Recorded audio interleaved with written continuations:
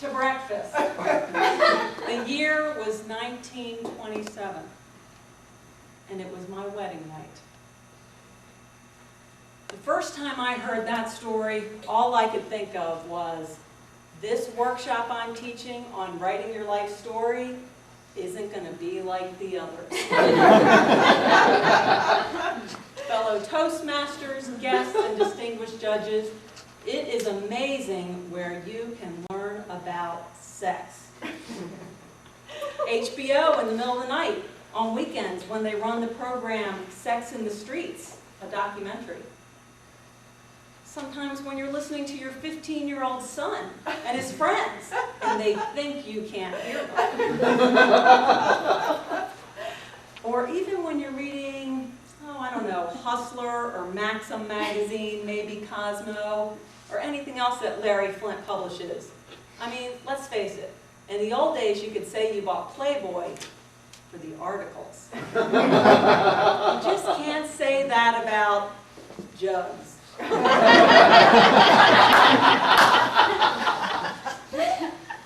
I have been teaching a workshop on writing your life story at a nursing home.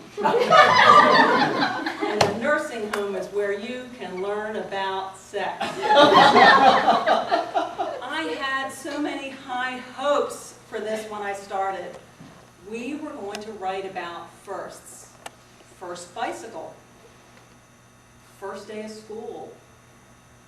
First time you saw an airplane. But no, it quickly progressed downhill. First someone yelled out and said, "First car," and someone said, "First bar." And then another person yelled out and said, "First dog," and someone else said, "Did she say first hog?" And then the class clown jumped up and said, "How about the first time you made love?" And everyone in the room was shocked into silence. And then I looked around a little bit, and I started to notice there was a little glint in the eyes of most of the people in the room. And the stories started flowing. Little old bald men. One guy who pronounced his group the oxygen-enhanced octogenarians. Little old blue-haired and purple-haired ladies. In case you didn't know, the punk rock hairstyle is just retro for the ladies over 90. Well, one woman told us a story about living in Rhodesia as a minister's child. And she said in those days, in the early 1930s, sex wasn't a big deal for them. So she was going to take advantage of it and learn everything that she could. So she told us the story about going off into the bushes with a little Rhodesian boy. And she had us in stitches when she told all about the entire story that took 3.5 minutes. And then one guy got up and told us about Titanic.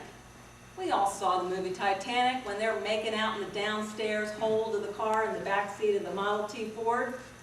Well, this man, Henry, he assured us the back seat of a Model T Ford is not nearly as big as it appears to be in that movie. He knew from experience. About that time, one lady started to tell the story, Vera, about the first car she ever laid eyes on, which was also a Model T Ford. And I thought, thank goodness the stories are going to go back to the polite realm. Until the sassy 101-year-old yelled out, "I don't know, I think that first Model T Ford you might have been looking at had Henry in the back seat."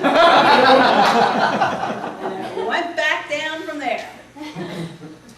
Well, at one point a guy yelled out and said, "I know a lot of you grew up on farms in Kansas and Ohio and Nebraska. How come that we're not hearing any first-time stories about farm animals?" And that's when we had to take a break. Of course, all those stories made me think about my first time. And don't think I'm telling you people. But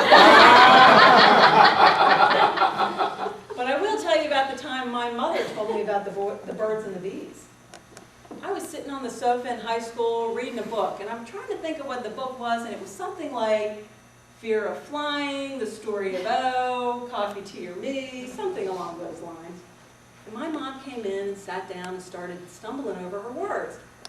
And finally I got to understand she was saying something about extracurricular activities. And I said, "What are you talking about?" And I started laughing when I realized she was talking about sex. She said, "You're not making this any easier." And I said, "You make it sound like you're getting extra credit at school." So she got up and stormed out of the room and said, "I'm not going to talk about this anymore." And that was my entire experience about learning about sex from my parents. Thank God I went to an all-girls private Catholic school, or I wouldn't have learned anything. Well, as it was, we all decided in our workshop that it was one of the funnest workshops they had ever attended at the nursing home. And I just have a suggestion for you all. Thanksgiving dinner, Uncle Henry's at the table, maybe your great-grandfather. Strike up a conversation with some of the old fogies, and you'll never be amazed like you will when you hear stories about sex.